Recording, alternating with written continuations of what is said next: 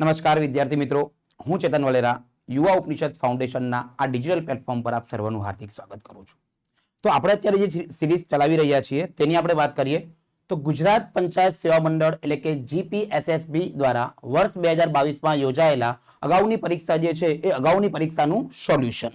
અને તમને ખબર જ છે તો આપણે તાનું સોલ્યુશન કરાવવાનું છે. આપણે કરાવવાનું છે કે એ જે એક્ઝામો લેવાય છે તેની અંદર તો કે સાયન્સ વિષય જે છે એ સાયન્સ વિષયનું સોલ્યુશન આપણે અહીંયા કરવાનું છે. ઓકે, તો વધારે સમય ન બગાડતા આપણે શરૂઆત કરી નાખીએ ક્વેશ્ચનની. લાસ્ટ પાર્ટ જે છે એ લાસ્ટ પાર્ટની આપણે વાત કરીએ તો લાસ્ટ પાર્ટ તો કે એની અંદર આપણે 30 જેટલા ક્વેશ્ચનો જોયા હતા. શરૂઆત કરીએ આપણે અહીંયા 31મા ક્વેશ્ચનથી. તો જે પણ વિદ્યાર્થીએ આગળનો પાર્ટ ન જોયો હોય તો એ વિદ્યાર્થીએ ડિસ્ક્રિપ્શનની અંદર આપણને નીચે લિંક આપેલી છે, એ લિંક પરથી તમે આગળનો પાર્ટ પણ જોઈ શકો છો. પહેલો ક્વેશ્ચન, માઇકોરાઇઝા એ એક પ્રકારની ખાલી જગ્યા છે. ક્વેશ્ચન શું કહે છે આપણને તો કે માઇકોરાઇઝા એ શું છે તો કે એક પ્રકારની ખાલી જગ્યા છે. તેની અંદર તો એની અંદર આપણને ઓપ્શન આપેલા છે. ઓપ્શન શું આપેલા છે તેની આપણે વાત કરીએ તો ઓપ્શન છે સહજીવી ફૂગ, પરજીવી ફૂગ, સહજીવી વાયરસ અને પરજીવી વાયરસ. હવે અહીંયા આપણે જો કે માઇકોરાઇઝા એક પ્રકારની ખાલી જગ્યા છે એટલે સિમ્પલ છે કે વાયરસ અને જે પરજીવી વાયરસ જે છે આ બંનેના ઓપ્શન તો પોસિબલ છે નહીં. તો પછી તો કે કાં તો આન્સર આવશે એ યા તો આવશે બી. પણ મોટે ભાગે યાદ રાખજો કે ફૂગ જે છે એ પરોપજીવી પોષણ પદ્ધતિ ધરાવતું છે એટલે મોટા ભાગના વિદ્યાર્થીઓ તો કે પરજીવી ફૂગ જે છે એ ઠીક કરે છે કારણ કે એ મૃતોપજીવી અથવા તો પરોપજીવી એટલે કે મૃત અથવા તો સડતા કાર્બનિક પદાર્થમાંથી પોષણ મેળવે છે. પણ અહીંયા આપણે જોવાનું છે એ કેવા પ્રકારની છે તો એનો રાઈટ આન્સર આવશે, નામ આપણને આપ્યું છે કે માઇકોરાઇઝા. માઇકોરાઇઝા જે છે કેવી છે તો કે સહજીવી ફૂગ છે. કેવી છે?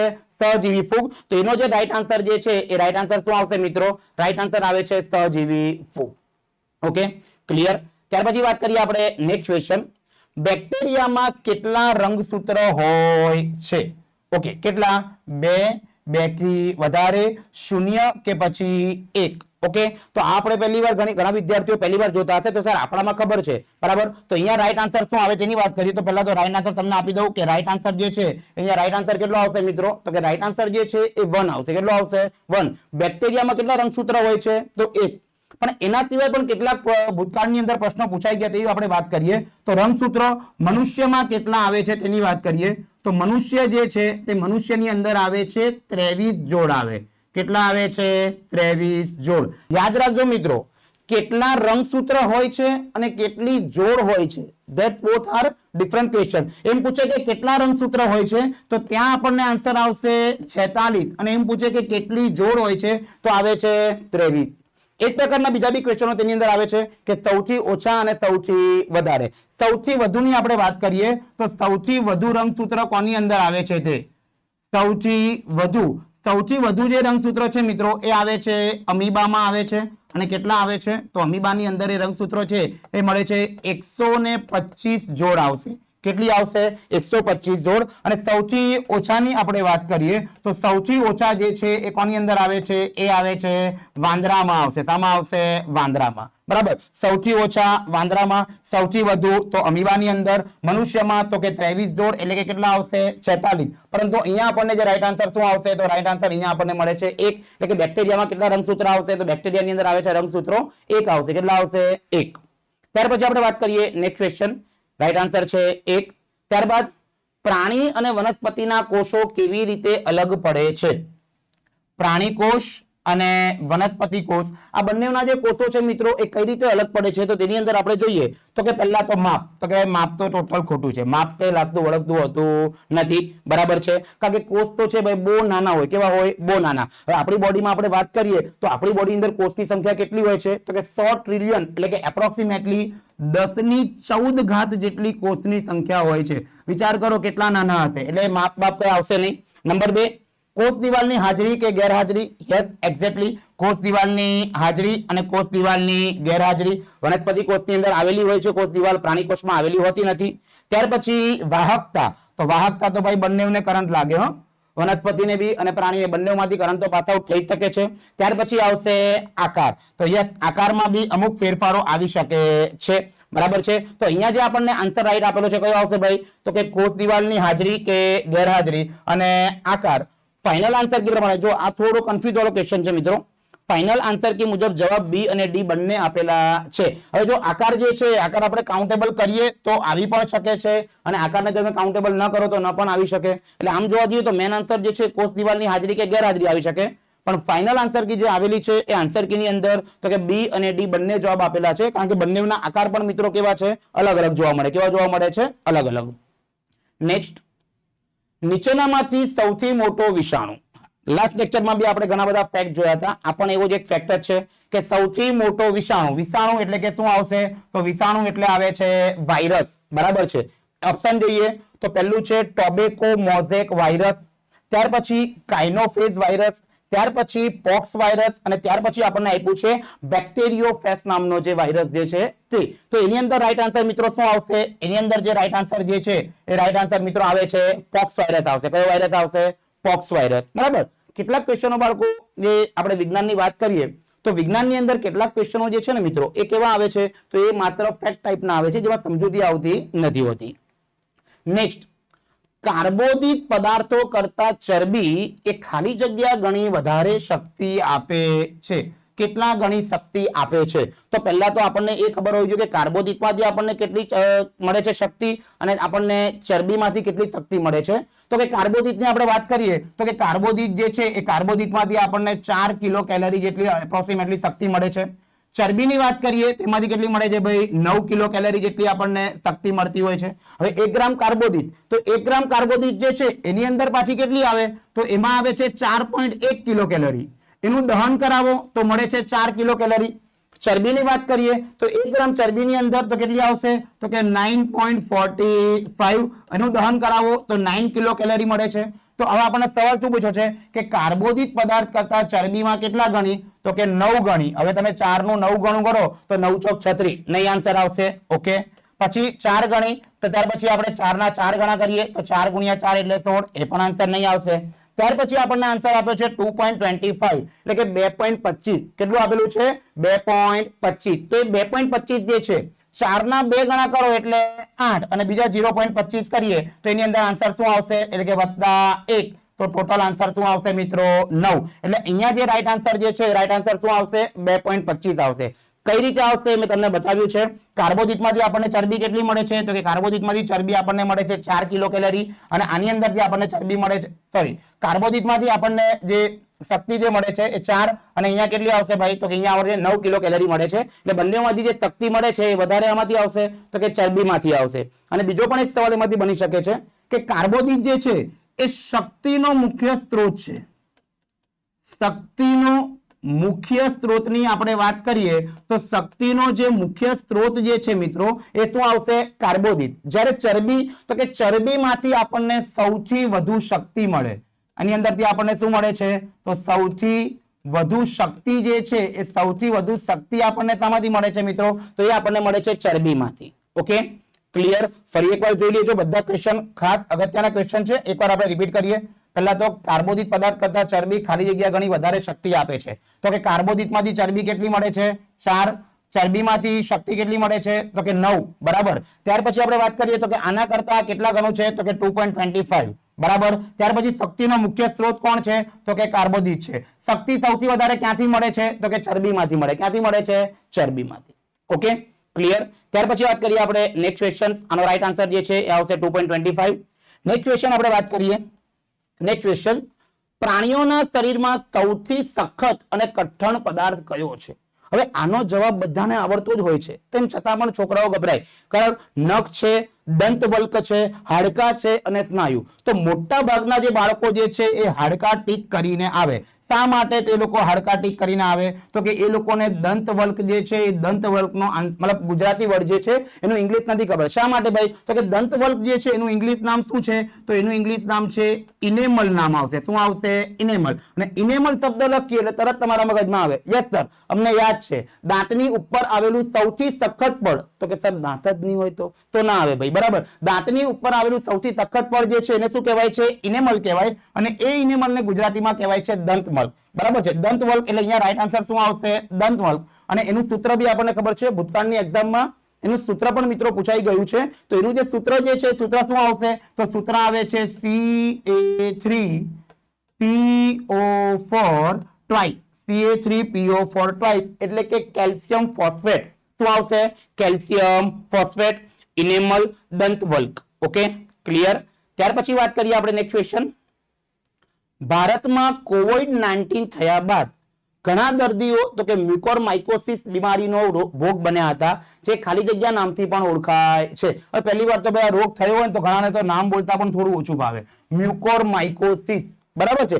માંડ એકાદું નામ શીખેલા તો બીજું નામ પાછો રોગ આવે તો ભૂલી જવાતું હોય. હવે તો એ જે શું કહેવાય છે ભાઈ, તો અહીંયા આપણે રાઈટ આન્સર સીધો ડાયરેક્ટ આપણને આપેલો છે કે અહીંયા શું આવશે? Black fungus. પહેલું જ જે છે પણ ઘણા બધાને ખબર પણ હશે, તો રાઈટ આન્સર ત્યાં આવે છે બ્લેક ફંગસ. ત્યાર પછી આપણે વાત કરીએ નેક્સ્ટ ક્વેશ્ચન. મચ્છર દ્વારા નીચેના પૈકી કયા રોગો થાય છે? મચ્છર જે છે એ મચ્છરથી કયા કયા રોગો થાય છે? તો અહીંયા જુઓ, પહેલું અહીં દર્શાવેલ એક પણ નહીં, પણ ભાઈ જોવા તો દે પહેલા કે એક પણ કયા કયા દર્શાવેલા છે. વાત કરીએ આપણે તો કે મેલેરિયા. યસ, મેલેરિયા થાય છે માદા એનોફિલિસ મચ્છર.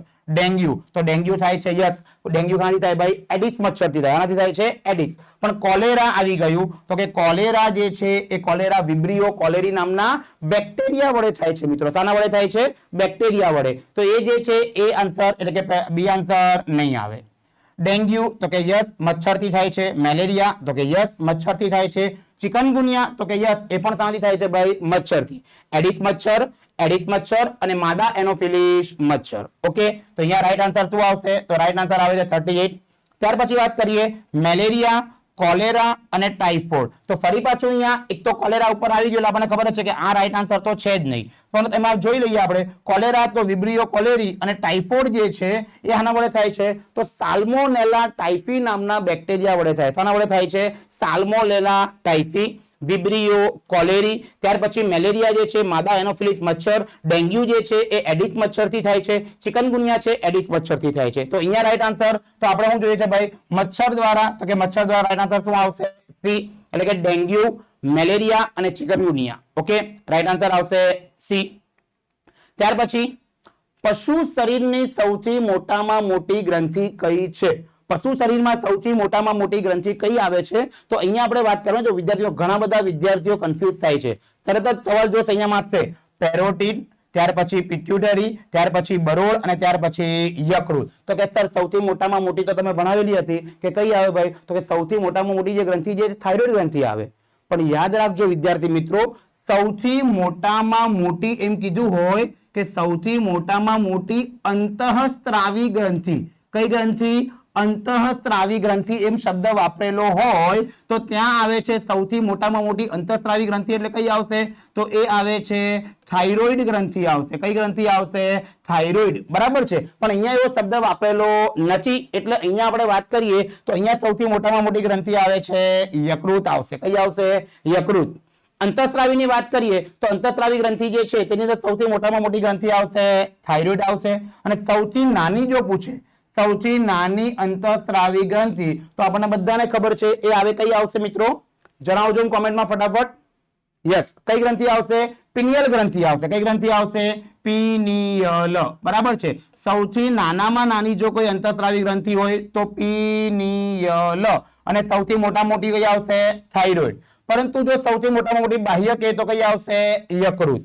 ત્યાર પછી આપણને બધાને ખબર છે પેરોટિડ ગ્રંથિ. પેરોટિડ ગ્રંથિ ક્યાં આવેલી હોય? તો પેરોટિડ ગ્રંથિ જે છે એ દાંત સોરી આ જે કાન છે એ કાનના નીચેના ભાગમાં આવેલી હોય છે. અને એની અંદર એમાં બી ખાસ યાદ રાખવા જેવું છે, પેરોટિડ જે છે એને ગુજરાતીમાં કહેવામાં આવે છે ઉપકર્ણ ગ્રંથિ કહેવામાં આવે છે. અને આપણને જ્યારે ગાલ પચોડિયા થાય છે, શું થાય છે? ગાલ પચોડિયા. તો એ જ્યારે ગાલ પચોડિયા થતા હોય મિત્રો, તો ગાલ પચોડિયાની અંદર શું થતું હોય? તો કે આ જે પેરોટિડ ગ્રંથિ છે તેમાં શું આવી જાય છે? સોજો આવી જાય. શું આવી જાય? સોજો. આપણે ગુજરાતીમાં કહેવત છે ને ભાઈ, એકલા એકલા ખાય અને ગાલ પચોડિયા થાય. એટલે ગાલ પચોડિયા થાય તો શું થાય? તો કે ઉપકર્ણ ગ્રંથિ એટલે કે પેરોટિડ ગ્રંથિમાં શું આવી જાય છે? સોજો આવી જતો હોય. શું આવી જતો હોય છે? સોજો. જોઈએ નેક્સ્ટ ક્વેશ્ચન. આનો રાઈટ આન્સર શું આવશે? તો યકૃત, જે ઓલરેડી આપણે જોયું. જો મિત્રો નોટ ડાઉન કરતા રહેજો. એક એક ક્વેશ્ચન ની અંદરથી ઘણા બધા ક્વેશ્ચન આપણે બીજા પણ તેની અંદર જણાવતા હોઈએ છીએ. દૂધની અંદર મુખ્યત્વે કયા ઘટકની ઉણપ છે ભાઈ? તો આપણને બધાને ખબર છે કે દૂધ જે છે એ શું છે? તો કે દૂધ જે છે એ આપણા માટે છે સમતોલ આહાર છે. શું છે? સમતોલ આહાર. હવે આપણો જે સમતોલ આહાર હોય તો સિમ્પલ છે, એની અંદર બધા જ પોષણના ઘટકો હોય, તો એની અંદર શું હશે ભાઈ? તો કે યસ, એની અંદર ચરબી પણ હશે, પ્રોટીન પણ હશે, પાણી પણ હશે, કારણ કે એ શું છે? તો એ આપણા પોષણના ઘટકો છે. જ્યારે આયન જે છે એ આયન આપણા પોષણના ઘટકો નથી. એટલે અહીંયા તો કે દૂધમાં મુખ્યત્વે કયા ઘટકની ઉણપ જોવા મળે છે? તો આયનની ઉણપ જોવા મળે છે. કોની ઉણપ જોવા મળે છે? આયનની ઉણપ જોવા મળે છે. આ સિવાય થોડી બીજી વાતો કરીએ તો દૂધમાં બીજું શું આવેલું હોય છે? તો મિત્રો દૂધની અંદર આવેલો એસિડ કયો આવશે? તો એની અંદર આવેલો હોય છે લેક્ટિક એસિડ આવેલો હોય છે. શું આવેલો હોય છે? Lactic acid. અચ્છા, ઓકે, દૂધની અંદર કયો એસિડ આવેલો હોય છે? તો એની અંદર આવેલો હોય છે લેક્ટિક એસિડ આવેલો હોય છે. ત્યાર પછી એની અંદર આપણે પ્રોટીનની વાત કરીએ તો પ્રોટીન કયું આવેલું હોય છે? એની અંદર કેસીન નામનું એક પ્રોટીન આવેલું હોય છે. કયું પ્રોટીન આવેલું છે મિત્રો? કેસીન નામનું એક પ્રોટીન આવેલું હોય છે. આ સિવાય જો આપણે વાત કરીએ તો દૂધની શુદ્ધતા માપવા માટે જે મીટરનો ઉપયોગ થાય છે એને કહેવામાં આવે છે લેક્ટોમીટર. શું કહેવામાં આવે છે? લેક્ટોમીટર. કે લેક્ટોમીટર વડે શું કરી શકાય છે? તો કે દૂધની શુદ્ધતા માપી શકાય છે. કેસીન નામનું પ્રોટીન હોય અને જો નવજાત બાળક જે છે જે સ્તનપાન કરે છે તો એ સ્તનપાન કરતું જે દૂધ જે છે, બરાબર છે, એની અંદર કઈ, અચ્છા, સ્તનપાનની આપણે વાત કરીએ તો સ્તનપાન જે છે એ સ્તનપાનની અંદર જે દૂધ આવે છે એની અંદર તો કે એની અંદર આવે છે રેનિન નામનું તત્વ આવે. કયું તત્વ આવે છે? રેનિન. ટોટલ 4 ક્વેશ્ચન આપણે જોયા, બરાબર છે. દૂધ, તો દૂધની અંદર શું આવશે? લેક્ટિક એસિડ આવશે, કેસીન નામનું પ્રોટીન આવે છે, રેનિન નામનું તત્વ આવે છે, અને એને માપવા માટે જે સાધન જે છે શુદ્ધતા માપવા માટે તે આવશે લેક્ટોમીટર આવશે. શું આવશે મિત્રો? લેક્ટોમીટર. ઓકે, અને આનો આન્સર તો કે આની અંદર આન્સર આવે છે આયન આવશે. શું આવશે? આયન. નેક્સ્ટ ક્વેશ્ચન જોઈએ આપણે. નીચેનામાંથી કયું વિટામિન પાણી દ્રાવ્ય છે? તો સિમ્પલ છે, ખબર પડી જાય ડાયરેક્ટ. પાણીમાં દ્રાવ્ય કોણ આવશે ભાઈ? તો કે પાણીમાં દ્રાવ્ય આવે છે વિટામિન બી અને વિટામિન સી. બીજા કયા આવે છે? તો બીજા આવે છે ચરબી દ્રાવ્ય આવે. કયા આવે છે? ચરબી. બરાબર છે. જે લોકોને ભાઈ ચરબી બહુ ચડેલી હોય ચરબીમાં દ્રાવ્ય થાય. એમાં કોણ આવે? તો એમાં આવે છે કેળા. કેળા ખાઈ જવાના, બરાબર. એટલે કે કે, ઈ, ડી અને એ, આ જે 4 જે છે ચરબી દ્રાવ્ય છે, અને આ શું છે ભાઈ? તો કે પાણીમાં દ્રાવ્ય છે. બોલો, નહીં દર્શાવેલ 3 પૈકી એક પણ નહીં. પહેલું તો કે વિટામિન એ. વિટામિન એ તો કે એ તો ચરબી દ્રાવ્ય છે, એટલે તો એ આન્સર નહીં આવે. Vitamin B. વિટામિન બી ક્યાં છે ભાઈ? તો કે યસ, વિટામિન બી જે છે એ આપણો રાઈટ આન્સર આવશે.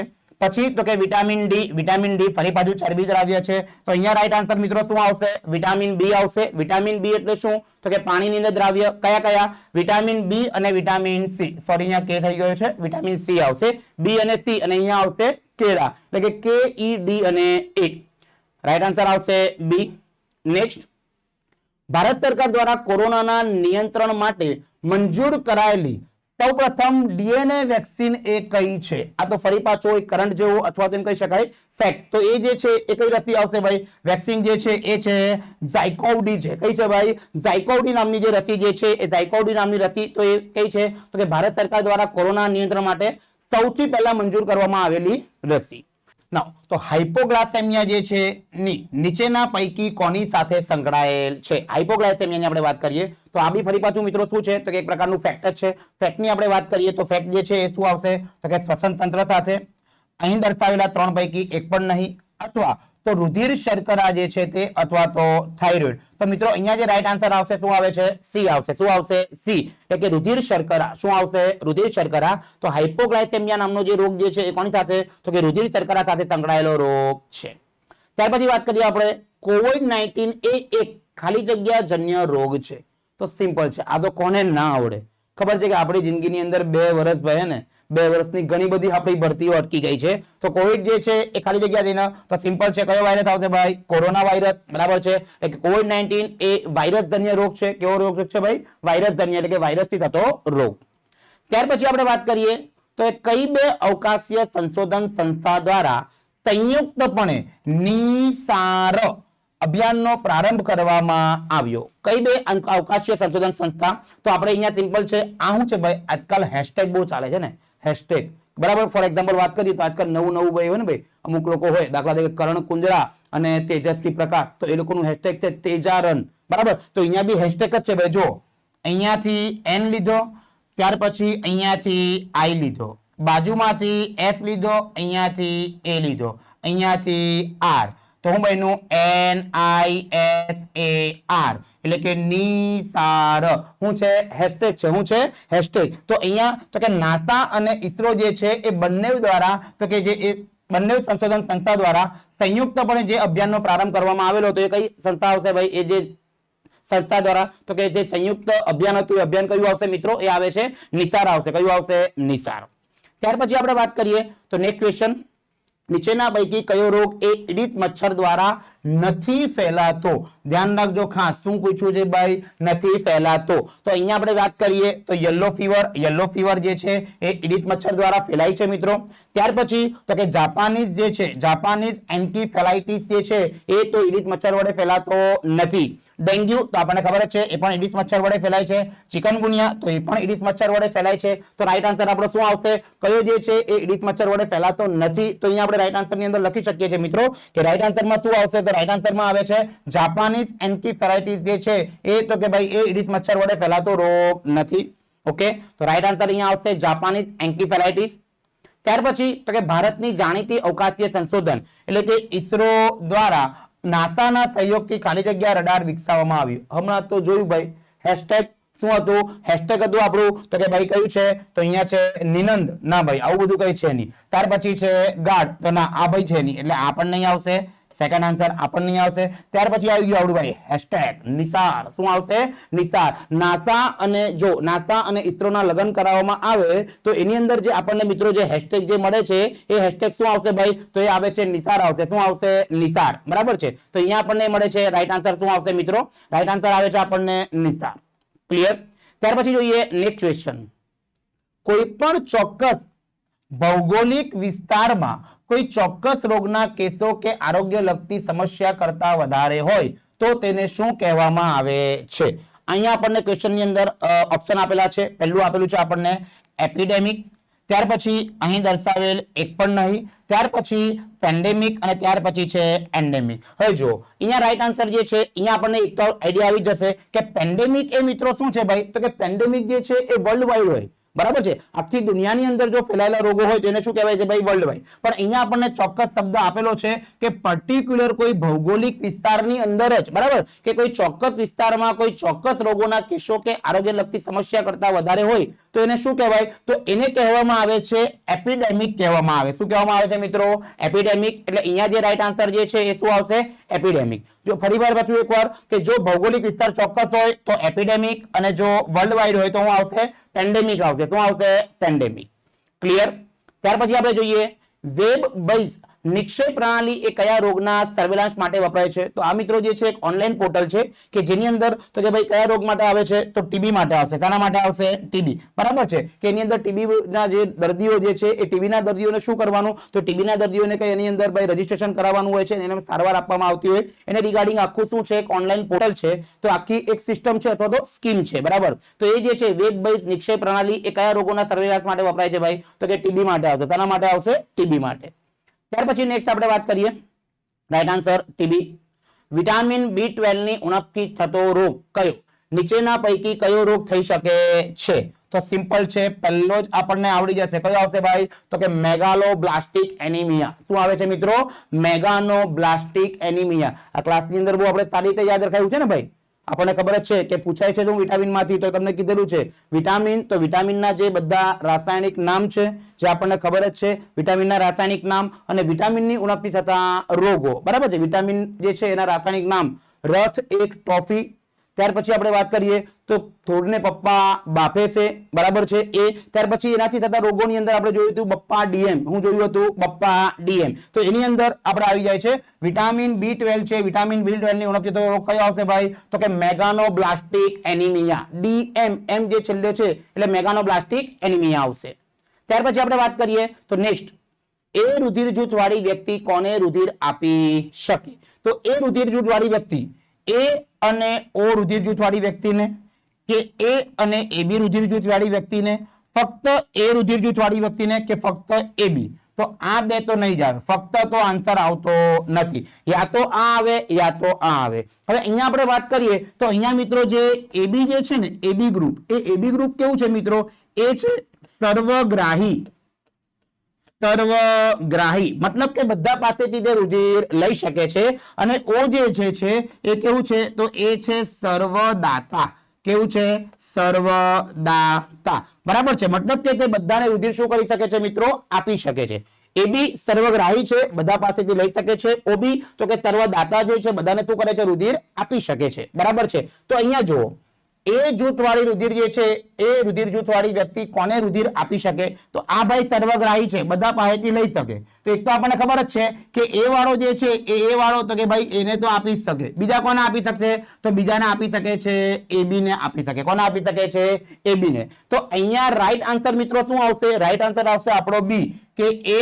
અને એ બી રુધિર જૂથવાળી વ્યક્તિ જે છે એને તો કે ભાઈ કોણ તો કે એ રુધિર જૂથવાળો વ્યક્તિ આપી શકે છે પરંતુ અહીંયા થોડો મેં જે પ્રોબ્લેમ શું છે તો આપણને જે પ્રોવિઝનલ આન્સર કી આપેલી છે યાદ રાખજો પ્રોવિઝનલ આન્સર કી મુજબ જવાબ વિકલ્પ જે છે પ્રોવિઝનલ આન્સર કી માં આપણને રાઈટ આન્સર શું આપેલો છે મિત્રો એ આપેલો છે શું આપેલો છે એ પરંતુ સાચો જવાબ જે છે સાચો જવાબ શું આવે છે તો કે બી આવે શું આવે છે બી આપણી યુવાની બુકમાં પણ તમે જોઈ શકો છો તો સાચો જવાબ છે બી આવે છે પણ પ્રોવિઝનલ આન્સર કીમાં આપણને આન્સર શું આપેલો છે એ આપેલો છે શું આપેલો છે એ તો આપણે અત્યારે એને જ માન્ય રાખીશું એટલે કે એ જે છે તે રાઈટ આન્સર આવે છે બી ત્યાર પછી વાત કરીએ તો યુરિનની આપણે વાત કરીએ તો યુરિન એ સુગરની તપાસમાં કયું સોલ્યુશન વપરાય છે તો યુરિન સુગરની તપાસની અંદર આપણે જોઈ શકીએ છીએ કયું સોલ્યુશન આવશે તો એની અંદર આવે છે બેનેટિક્સ કયું આવશે બેનેડિક્સ બરાબર છે એ જે સોલ્યુશન જે છે એ યુરિન સુગરની તપાસમાં વપરાય છે રાઈટ આન્સર આવશે બેનેડિક્સ ત્યાર પછી તો કે નિપાહ વાયરસ એ સૌપ્રથમ કયા દેશમાં જોવા મળેલો ભાઈ તો કે નિપાહ વાયરસ જે છે કોંગો દેશની અંદર તો કયો આવશે ભાઈ તો કે ઇબોલા વાયરસ આવે કયો વાયરસ આવે છે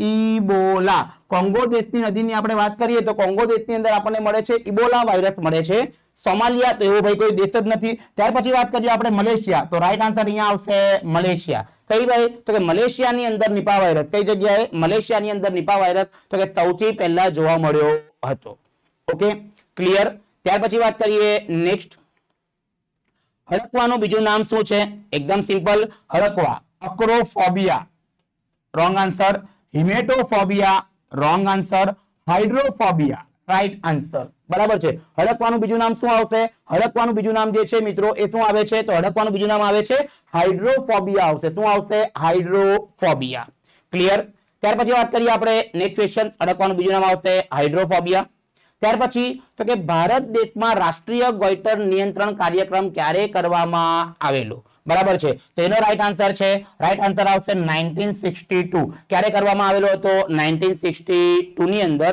ભારત દેશમાં રાષ્ટ્રીય ગોઈટર નિયંત્રણ કાર્યક્રમ કરવામાં આવ્યો હતો હવે એને રિગાર્ડિંગ ગોઈટરને રિગાર્ડિંગ થોડી માહિતી મેળવી લઈએ આપણે તો ગોઈટર શું છે ભાઈ એક પ્રકારનો રોગ છે કોની ઉણપથી થાય છે તો કે થાઇરોઇડ ગ્રંથિ જે છે એ થાઇરોઇડ ગ્રંથિમાંથી થાઇરોક્સિન નામનો જે અંતઃસ્ત્રાવ છે બરાબર છે થાઇરોઇડ માંથી તે થાઇરોક્સિન નામનો જે અંતઃસ્ત્રાવ જે છે એ અંતઃસ્ત્રાવ જે છે એની ઉણપથી આપણને શું થાય છે ગોઈટર થાઇરોક્સિન જે છે એ ક્યાંથી તો કે થાઇરોક્સિન જે છે એ આમાંથી આવશે ભાઈ તો એ આયોડિનની ઉણપ શું આવશે આયોડિન બરાબર છે અને આયોડિન આપણને ક્યાંથી મળે છે તો કે આયોડિન આપણને મળે છે મીઠું બરાબર છે મીઠું એટલે ભાઈ સ્વીટ વાળું મીઠું નહીં હા મીઠું એટલે નમક ટાટા નમક દેશકા નમક આયોડિન યુક્ત નમક ટાટાની એડવર્ટાઇઝ જો તો એની અંદર આવે જો ટાટાની એડવર્ટાઇઝની અંદર બી એક ક્વેશ્ચન આવી ગયો બોલો બરાબર કે ગોઈટર તો ગોઈટર એ થાઇરોક્સિન જે છે થાઇરોક્સિનની ઉણપથી શું આવશે ગોઈટર જે છે એ રોગ થાય છે હવે એના વિશે તો કે દેશમાં રાષ્ટ્રીય ગોઈટર નિયંત્રણ કાર્યક્રમ ક્યારે શરૂ કરેલો 1962 માં થાઇરોઇડ ગ્રંથિ તો કે ભાઈ આપણી સૌથી મોટી અંતઃસ્ત્રાવી ગ્રંથિ થાઇરોઇડ છે અંતઃસ્ત્રાવ થાઇરોક્સિન આવશે આયોડિન જે છે એની ઉણપથી થાઇરોક્સિન અને આયોડિન ક્યાંથી મળે ભાઈ તો કે મીઠામાંથી ત્યાર પછી આપણે વાત કરીએ નેક્સ્ટ મોઢામાં ચાંદા પડવા મોં આવવું એ કયા વિટામિનની ઉણપને કારણે અથવા તો કયા વિટામિનની ખામીને કારણે થાય છે તેની આપણે વાત કરીએ તો કયા વિટામિનની ખામીને કારણે આવશે એ રાઈટ આન્સર આપણને આવે છે B2 એટલે કે રિબોફ્લેવિન ઘણા બાળકો અથવા તો ઘણા મિત્રો એને રાઇબોફ્લેવિન વાંચે તો ભાઈ ઇંગ્લિશ છે ઇંગ્લિશ તો ભાઈ બધાને જેવું ફાવે એવું વાંચે કારણ કે ઇન્ટરનેશનલ પ્રોબ્લેમ છે ઇંગ્લિશ જે કેવું છે ભાઈ ઇન્ટરનેટ જેને જેવું ફાવે એવું વાંચે ઘણા લોકો બોલશે રાઇબોફ્લેવિન ઘણા લોકો બોલે રિબોફ્લેવિન બંને આન્સર આપણે સાચા છે હું આવશે રિબોફ્લેવિન મોઢામાં ચાંદા પડવા અથવા મોં આવવું એ કારણે ભાઈ તો કે B2 એટલે કે રાઇબોફ્લેવિનને કારણે થાય છે રાઈટ આન્સર આવશે રાઇબોફ્લેવિન 1 ગ્રામ ચરબી કેટલી કેલરી આપે છે ઓલરેડી આપણે આગળ જોઈ ચૂકેલા છીએ 1 ગ્રામ માંથી આપણને કેટલી મળશે 9 કેલરી કેટલી મળે છે 9 કેલરી રાઈટ આન્સર આવશે 9 કેલરી મનુષ્યની કરોડરજ્જુમાં કેટલા મણકા હોય છે? તો કે ભાઈ 26 નહીં આવે, 36 નહીં આવે, 6 નહીં આવે, 16 તો નહીં આવે. શું આવશે સર? તો આની અંદર મણકા જ નહીં હોય. એવો કયો મનુષ્ય કે એની જોડમાં કરોડરજ્જુમાં મણકા જ નથી? તો અહીંયા મિત્રો રાઈટ આન્સર જે છે એ મનુષ્યની કરોડરજ્જુની અંદર રાઈટ આન્સર આવે છે 33. મનુષ્યની કરોડરજ્જુમાં કેટલા મણકા આપેલા હોય છે? તો મનુષ્યની કરોડરજ્જુની અંદર 33 મણકા આપેલા હોય છે.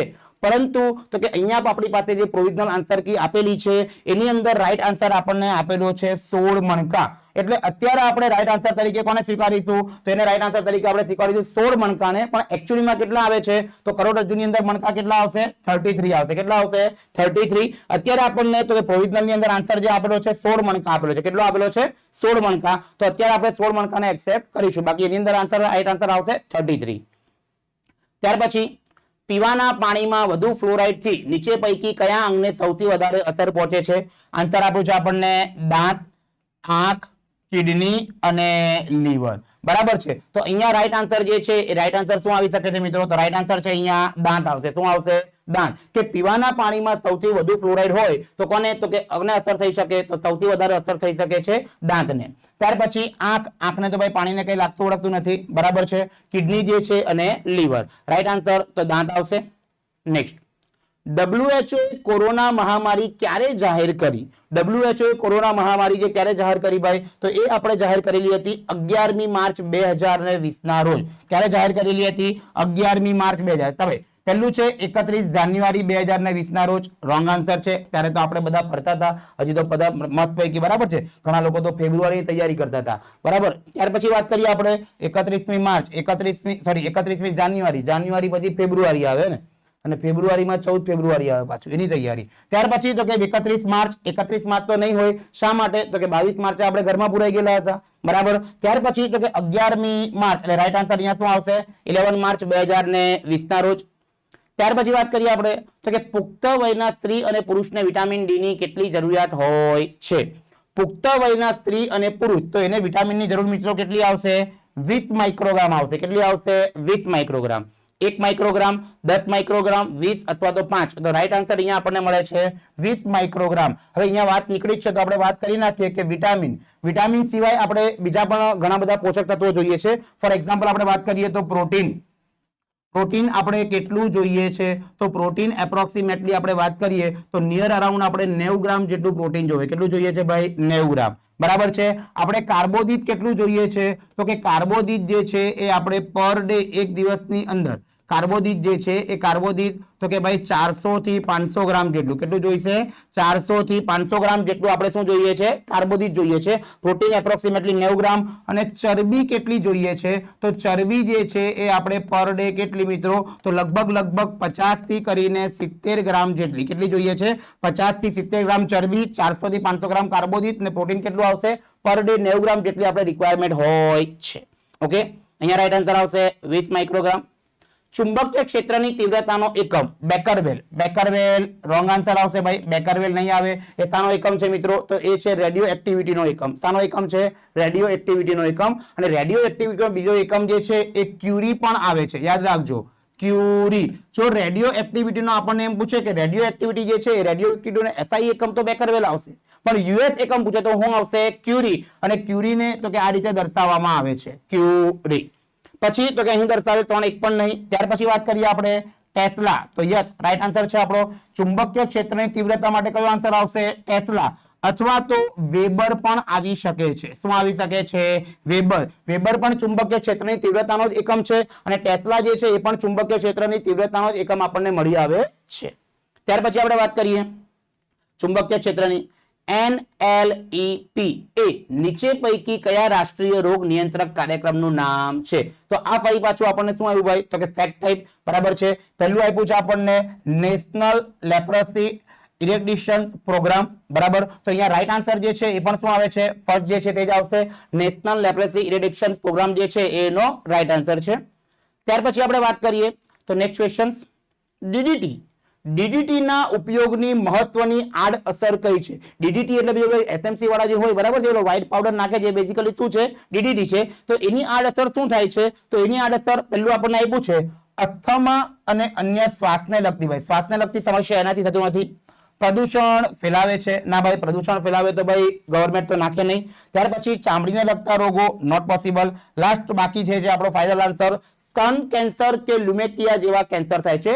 લ્યુકેમિયા અથવા તો સ્તન કેન્સર જે છે એ શાને કારણે થાય છે મિત્રો? તો એ થાય છે આપણને ડીડીટી ને કારણે થાય. શાને કારણે થાય છે? ડીડીટી ને કારણે થતા હોય છે. ફાઇનલ આન્સર આવશે સ્તન કેન્સર અને લ્યુમેકિયા. ત્યાર પછી તો એસ્પિરિનનું રાસાયણિક નામ શું છે? એસ્પિરિનનું રાસાયણિક નામ, તો એસ્પિરિનનું રાસાયણિક નામ આપણે વાત કરીએ એસિટાઇલ હાઇડ્રોક્લોરાઇડ. ત્યાર પછી તો કે અહીં દર્શાવેલ ત્રણ પૈકી એક પણ નહીં. ત્યાર પછી એસિટિક એસિડ, તો એસિટિક એસિડ તો આપણને ખબર જ છે, બધા રોજ ખાઈએ જ છીએ. એમાં બી અત્યારે ચોમાસાની સિઝન ભાઈ એકદમ મસ્ત મસ્ત વરસાદ પડતો હોય, ગરમા ગરમ મંચુરિયન ખાવાની કેવી મજા આવે. મંચુરિયનમાં જે હોય ને ભાઈ વિનેગર હોય, શું હોય છે? વિનેગર. તો એ જે વિનેગર જે છે એનું બેઝિકલી નામ શું છે ભાઈ? તો એનું નામ જે છે એ એસિટિક એસિડ છે. શું છે મિત્રો? Acetic acid. અને at the last acetyl salicylic acid, તો એ જે છે એ એસ્પિરિનનું રાસાયણિક નામ છે. શું નામ છે ભાઈ? એસ્પિરિનનું રાસાયણિક નામ. ક્લિયર? બરાબર છે. નેક્સ્ટ, તો તમને એમ થતું હશે કે સર આટલા બધા ક્વેશ્ચન તમને બધા મળે છે ક્યાંથી? આ બધાના જવાબ ક્યાંથી આવો છો? બરાબર, તો આ બધા ક્વેશ્ચનના જવાબ જે છે ને મિત્રો એ અહીંયાથી આવે છે. એટલે કે આપણે અહીંયા જોઈ શકીએ તો આપણું જે પુસ્તક જે છે, બરાબર, યુવા ઉપનિષદ ફાઉન્ડેશનનું જે પુસ્તક છે, સામાન્ય વિજ્ઞાનનું પુસ્તક છે, દરેકે દરેક ક્વેશ્ચનના જવાબ તમને આ પુસ્તકની અંદર આપણને જોવા મળી જતા હોય છે. એની ખાસ ખાસિયતો આપણે જોઈએ તો કે ભાઈ રાજ્ય સરકાર, જે કેન્દ્ર સરકાર દ્વારા જે જીસીઆરટી અને એનસીઆરટી, મતલબ કે 6 થી 10 અને ત્યાં વાત કરીએ તો 11, 12 ના પણ અમુક ટોપિક જે છે એ પુસ્તકની અંદર સમાવેશ છે. ત્યાર પછી તો કે વિજ્ઞાનના જે 4 ડિવિઝન છે અથવા 3 ડિવિઝન છે, જીવ વિજ્ઞાન, ભૌતિક વિજ્ઞાન અને રસાયણ વિજ્ઞાન, અને સાથે સાથે તો કે જીવ વિજ્ઞાનની સાથે એન્વાયરમેન્ટ એટલે પર્યાવરણનો પણ એની અંદર સમાવેશ કરી નાખ્યો છે. ત્યાર પછી તો કે જૂની બુક હતી એની અંદર તો કે એની અંદર આપણને નવા બીજા 5 ચેપ્ટરનો સમાવેશ છે. ઉપરાંત તો કે ટેકનોલોજીને લગતી જે છે એ ઘણી બધા બીજા પણ અંદર પોઈન્ટ આપણને આપેલા છે. ત્યારબાદ આપણે વાત કરીએ તો એની સાથે જો અહીંયા ફ્રી લખેલું છે ને ભાઈ, પણ ભારતમાં નિયમ છે ભાઈ, ફ્રી હોય એની કઈ વેલ્યુ હોય નહીં. પણ મિત્રો ધ્યાન રાખજો, અહીંયા જે આપણને જે ફ્રીમાં જે બુક આપવામાં આવે છે એ બુક આપણી કઈ છે મિત્રો? એ છે આપણી વન લાઇનર. વન લાઇનર એટલે તો કે એની અંદર ઘણા બધા પ્રશ્નો આપણને આપેલા છે. તેની અંદર બી સેમ જીસીઆરટી અને એનસીઆરટી જે છે એનસીઆરટી અને જીસીઆરટી ના પ્રશ્નો એની અંદર આપણને આપેલા છે. ત્યાર પછી 3 ડિવિઝન જે છે એ પણ આપણને આપેલા છે. કમ્પ્યુટર છે, અવકાશ વિજ્ઞાન છે, સંરક્ષણ છે, એ બધા. ત્યાર પછી પર્યાવરણ, વર્તમાન ઘટનાઓની સાથે વિજ્ઞાન અને ટેકનોલોજીનો સમાવેશ એ પણ આપણને અંદર આપ્યા છે. સાથે સાથે તો કે 4150 થી કરી 2150 થી પણ વધુ મહાવરા માટેના પ્રશ્નો અને 4150 થી વધારે વન લાઇનર, તો ટોટલ થયા કેટલા? 6300 કરતા પણ વધારે પ્રશ્નો એની અંદર આપણને મિત્રો આપેલા છે. ઓકે, તો આ પુસ્તક ખાસ જો જરૂર હોય, બરાબર છે, જરૂર હોય એટલે જરૂર તો તમારે હોય જ, બરાબર, તો આ પુસ્તક આજે ને આજે ઓનલાઈન ઓર્ડર કરી તમે મંગાવી શકો છો, બરાબર. અને આવા જ અવનવા વિડીયો જોવા માટે તમે અમારી ચેનલને લાઈક, શેર અને સબસ્ક્રાઇબ કરવાનું ભૂલશો નહીં. હા, તો આ બધા ઘણા બધા પુસ્તકો 60+ પુસ્તકો જે છે એ 60+ પુસ્તકો તો યુવા ઉપનિષદે આપણને પબ્લિશ કરેલા છે. તો લાસ્ટમાં થેન્ક યુ વેરી મચ.